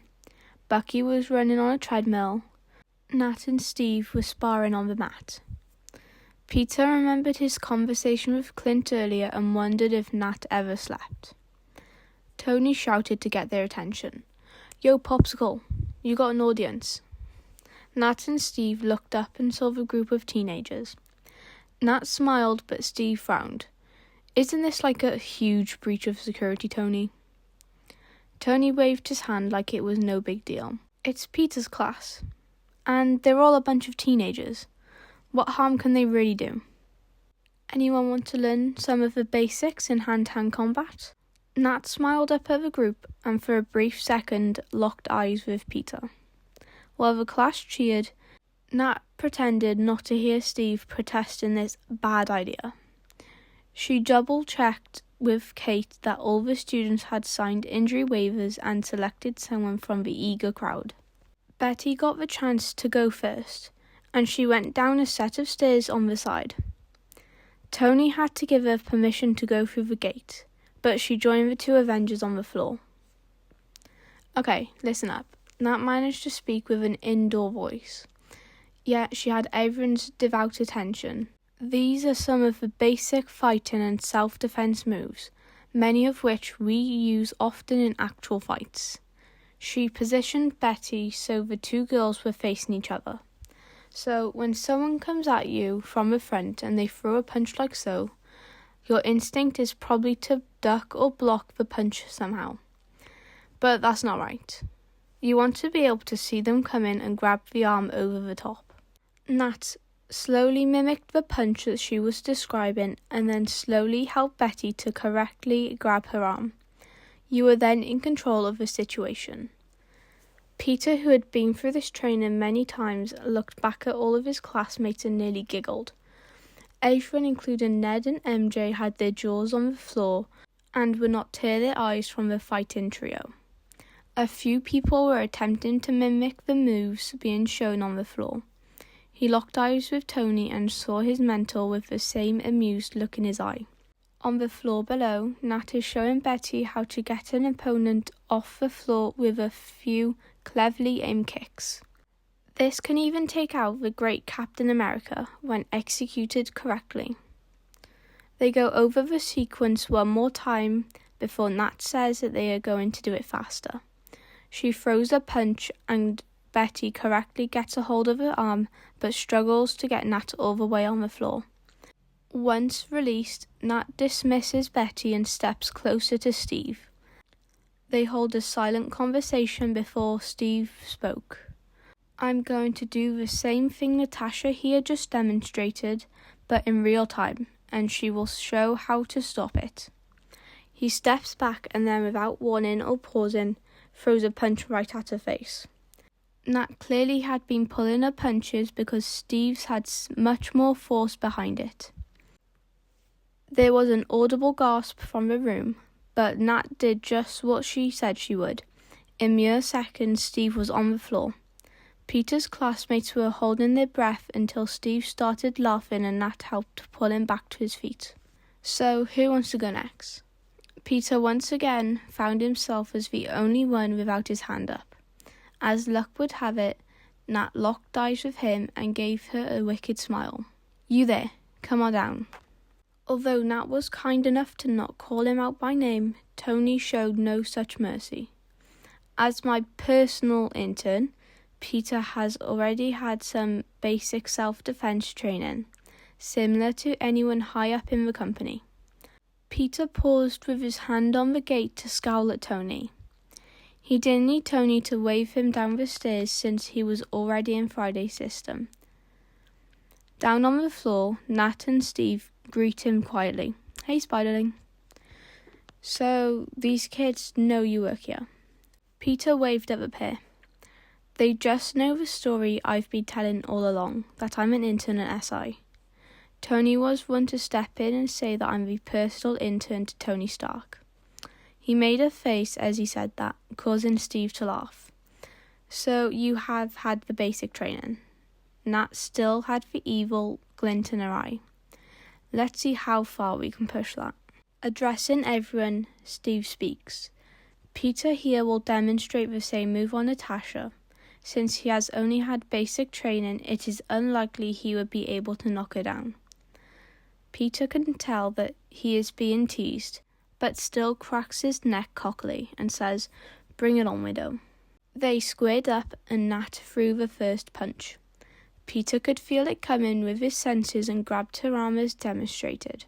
But when it came time for him to kick out her legs, she jumped over him, knocking him down instead.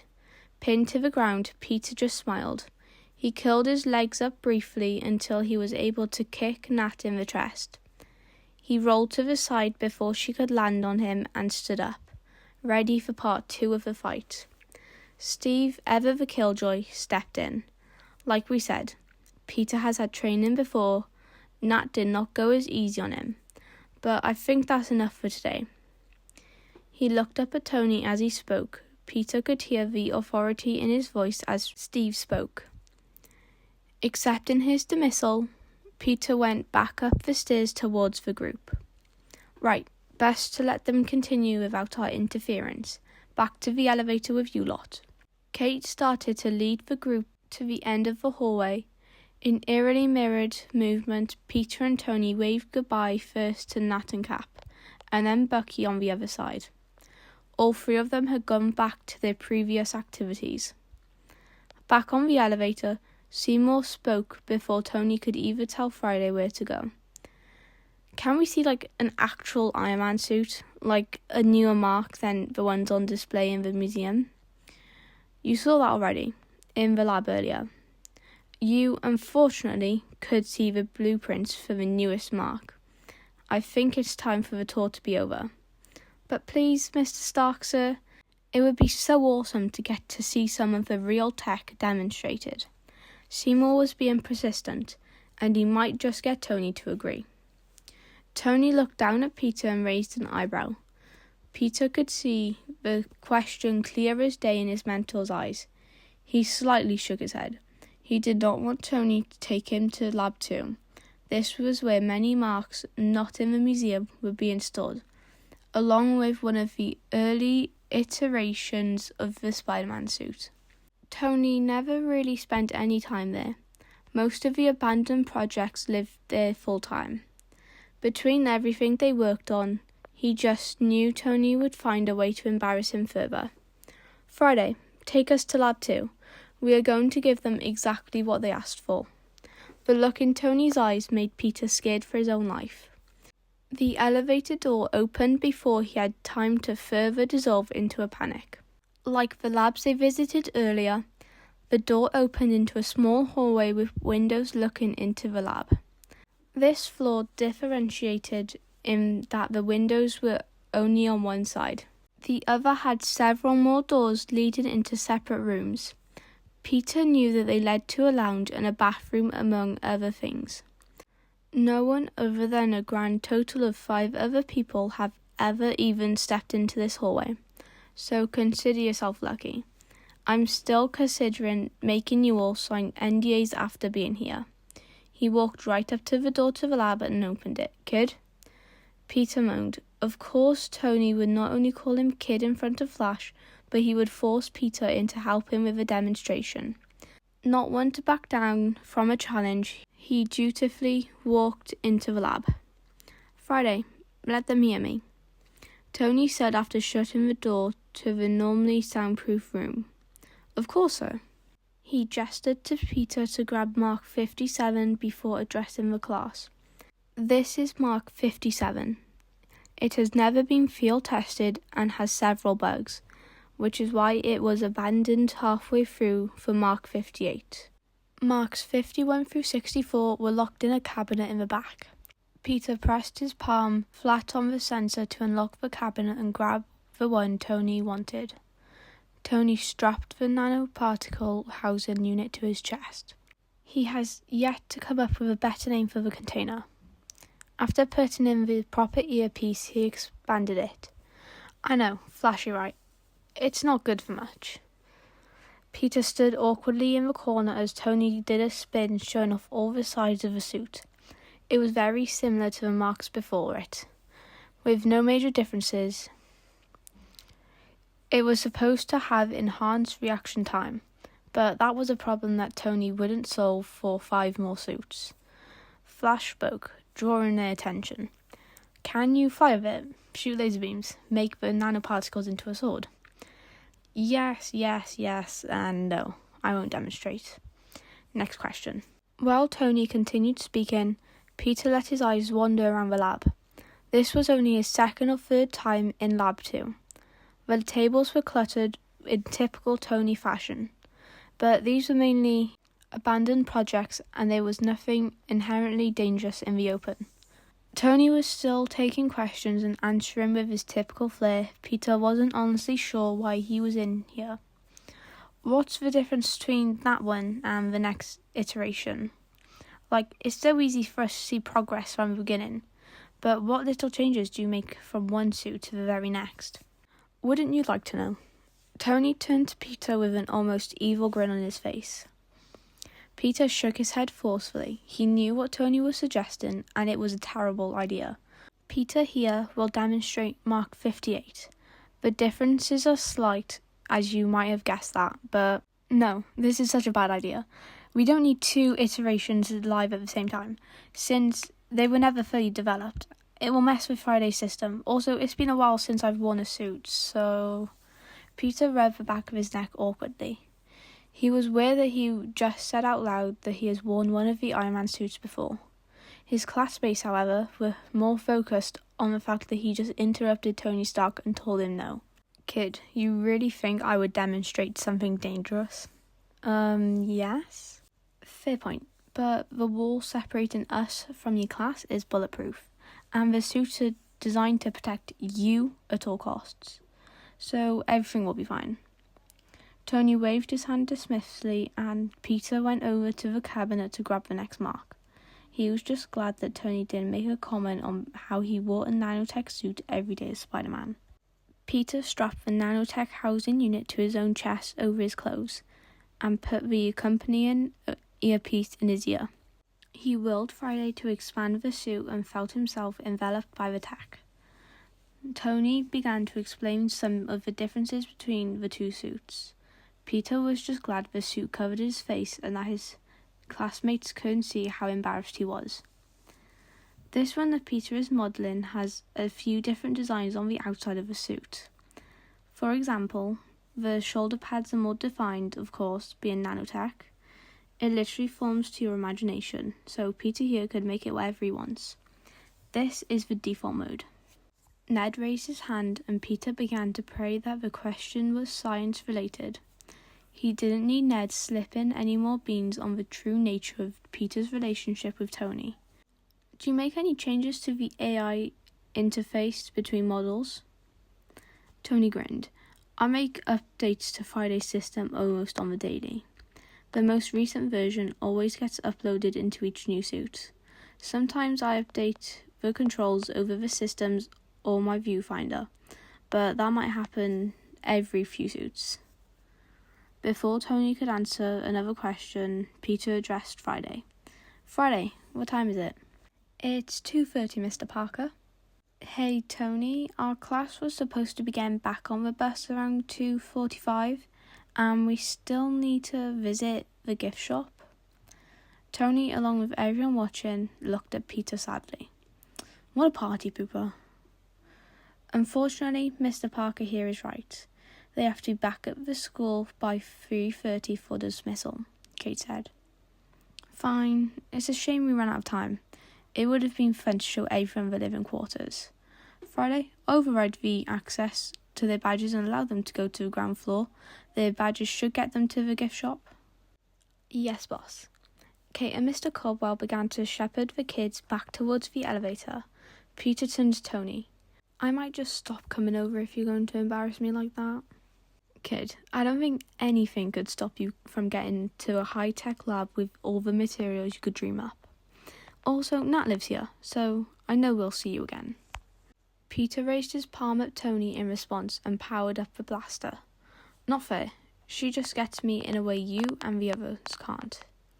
That's my suit. You physically can't hit me with it. Actually, boss, you didn't initiate the friendly fire off protocol until Mark is 61. Peter and Tony both burst out laughing at Friday's commentary. Peter whirled the Iron Man suit to retract and put the nanoparticle housing unit back in the cabinet. "I'll see you later, Tony." "Who do you think I am? I'm coming down to the gift shop with you. Those t-shirts will be worth way more with my signature on them." Peter shook his head but allowed Tony to follow him out of the door with little protest. They exited the lab and jumped on the elevator with Peter's class. Within just a few seconds, the door opened back to the lobby where they started. Although this was the Avengers' private elevator, so it was tucked back in a corner away from the majority of foot traffic. Kate led the way to the gift shop, a place where Peter had spent too much money. The other people in the gift shop looked shocked to see, in person, the guys whose face was on the shirts they were buying. Over on the left is the SI gear and on the right is the Avengers. You have 15 minutes to shop and make purchases and then you have to get back on the bus. "And come find me if you want anything autographed," Tony added to Kate's statement. Everyone disappeared around the shop. It was larger than most gift shops you find at a museum, close to the size of a small department store. They had everything imaginable when it came to souvenirs. You could buy your whole wardrobe here and stock your kitchen with cups, forks, and Avenger-themed ice cream. When Peter didn't go to follow his friends, Tony looked at him questioningly. "Don't you want to go shopping with your friends?" "I didn't bring any money. And besides, I already own too many shirts from this place." He shrugged like it was no big deal, but the look on Tony's face said otherwise. "You know I'm paying, right? Like everything you do in this tower is on my tab. Friday's given you full access to my bank accounts. You can use them for more than just pizza." Peter faltered, and then he got an idea and grinned. "I'm going to spend so much money, you'll go broke by the end of the year." Tony just gestured to the store in front of them. "You can try." Peter ran to find Ned and MJ, who were deep in the science t-shirt racks. Look who finally remembered who his friends were. "Nice to see you too, MJ." "Hey guys," they both turned at Ned's exclamation. "How would I look in this?" He held up a skimpy tank top with the SI logo on it. That was small enough to fit a child. 10 out of 10, MJ said without trying to contain her laughter. "Though it might look better on Peter. Get him to finally show off his biceps." Peter responded by holding up a dress with the SI logo on it. Although he couldn't fathom why Tony would sell such a thing, or who would buy it. "I know how much you love dresses, MJ, and I think this one with all the frills would look amazing on you. I officially hate you, Parker." They continued shopping and Peter grabbed a couple of shirts so he could wear to school to further remind Flash of his internship. Then they headed to the Avengers section since Ned was dying to get a new Iron Man shirt. MJ and Peter wandered into the Spider-Man section and Peter cringed at some of the things you could buy that had his face on it. MJ noticed his reaction. "What?" "I just want to know who wants to buy a ceiling fan with Spider-Man on it." "I would think that you would enjoy seeing how loved Spider-Man is, being him and all." Peter froze. She didn't know. He never told her. So why was she making such claims, here in the open? He began to panic. Did maybe he take his mask off in front of her? Or did she overhear a conversation between him and Ned? Or did she make the connection with his amazing abilities during gym class? Better just to ask and find out, he figured. What? I mean, it makes sense. You spending all your time at the tower and knowing all the Avengers. Like, sure, you're really smart and could easily get the internship on your own, but that doesn't mean Black Widow has a nickname for you. Unless she personally trained you to help Spider-Man get better. As an Avenger, you would get to spend downtime with them and get to know them. Also, the internship is a great excuse for never being able to do anything since you are out solving crimes. She shrugged as she spoke, but never looked him in the eye. MJ was the type of person to always maintain eye contact while speaking, so she must be nervous. He paused for a moment, taking in everything she had just said. Then he spoke. Okay, so the internship is real. I do spend a lot of time in the lab with Tony and Bruce. I do also spend time with the Avengers because you're right. He closed his eyes, almost afraid to see her reaction to his confession. Really? I was like only 67% sure, but all the clues were there. I guess I was just smart enough to put it together. I'm sorry I didn't tell you sooner, or at all since you figured out at first. But I was waiting to have enough courage and for the right time, and I was just starting to get comfortable talking to you without rambling, which I realise is what I'm doing now. And I just get that you're a great friend, and I really like you, and I don't want to ruin everything. And MJ cut him off before he could spiral more. I like you too, dummy, but I can't believe you thought I'd walk out on you because you're a superhero. We are friends, are we not, Parker? Yes. Let's continue this conversation later, where there is no chance of anyone else hearing. Sure, but I'm never gonna stop making fun of you for running around in a skin-tight leotard like a ballet dancer. She grinned evilly at him. A look of mischief was on the same level as Tony. And I am going to wear a Spider-Man shirt every day to remind you of it. She grabbed several different shirts off the racks in front of them. Instead of groaning at her response, he flashed her a grin. Well, I'll wear a bunch of shirts with the Avengers on them to constantly remind you that I'm friends with the richest man in the world, his famous CEO fiancé, and the people who have saved the world multiple times. Both of them burst into laughter, which got rid of the rest of the tension in the air. Ned joins them again with a pair of socks in his hand and a hat on his head. Both had multiple Avengers plastered all over them. What are you laughing about? Parker secretly has a double life, and he was ashamed to admit that he runs around with Black Widow in a leotard every night. Peter saw a familiar look of panic come over his best friend's face, no doubt similar to one he wore when MJ first confronted him. It's okay, Ned, she knows. Oh. He looked at MJ, who just smiled and waved at him. Before anyone could say anything more on the matter, Kate shouted over the crowds, "Midtown High, you have 2 minutes. Please make your final purchases." The trio made their way to the checkout counter and got in line behind Flash, who was shamelessly flirting with the lady behind the counter. "Do you spend a lot of time working here?" "Flash, shut up. She is way out of your league." MJ rolled her eyes and gave him the finger when he turned around to say something. "You wouldn't understand, Penis. You've never held a girl's hand." Peter frowned but spoke with a surge of confidence.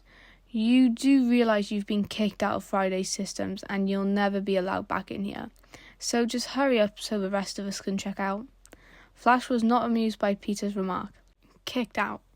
You're lying again, Penis. You don't have any control over that." He sounded sure of himself, but Peter could see the fear in his eyes. Flash knew that being kicked out means he had no hope of getting an internship there, much less coming back to the museum. The lady behind the counter finished putting all of Flash's souvenirs in a bag. "Your total is $285.32. Flash pulled out his wallet and handed her 3 $100 bills.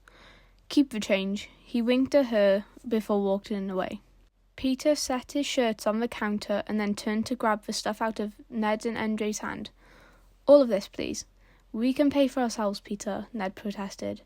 "Let him do what he wants. If we can get a Spider-Man shirt and not have to pay for it myself, I'm not going to complain." Peter shook his head with a laugh. "I'm not paying for it. I'm kind of famous around here, remember?" The lady behind the counter put everything in bags for them and read off his total. $400, and she stopped and looked at her screen confused. Peter assumed that the same thing happened as during lunch, and that Friday just paid for it with Tony's card. "Looks like you're all set then." She handed them the bags as they rejoined the group. "Okay, good. Everyone is here." Mr. Cobwell had been doing a head count to make sure that all the students made it back to the bus. "Back to the bus, everyone." Actually, Tony looked up from where he was signing shirts. "I'm keeping Peter here." "You are, well..." Mr. Caldwell looked confused and concerned and unable to tell Tony no. I'll sign any papers you need, but there's no point in him going back to school, only for my driver to pick him up and bring him back here. What'd you say, kid? Extra lab time today? Peter just smiled and went to stand near his mentor as the rest of the class slowly made their way to the exit. Tony put his arms protectively over Peter's shoulders, a gesture that did not go unnoticed by many of his classmates. See you tomorrow, Parker. Ned and MJ waved on their way out.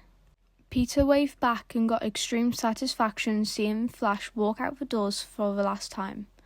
Sure, he still thought it was a harsh punishment, but it felt good to know Flash was finally getting what he deserved. Tony turned and led the two of them back to the private elevator and they headed up to the lab. Peter could not stop smiling. It had been a good day, and it wasn't even over yet. Hey guys, I know I was meant to post this either Sunday or Monday, and it is currently Thursday, or Friday, depending on where you live. I'm sorry it's so delayed. Literally every time I went to film, I got called down to do stuff by my mum. Monday we ended up dyeing my hair again. Tuesday I had a club. Wednesday I had another club and I went over my brother's dad's. And I've finally been able to post it. I really hope you enjoyed this one. I actually hadn't started it long after I posted the last one, and it has been around over 2 weeks. I'm just finally glad that it's done and over with, and I hope you guys enjoy. Bye-bye.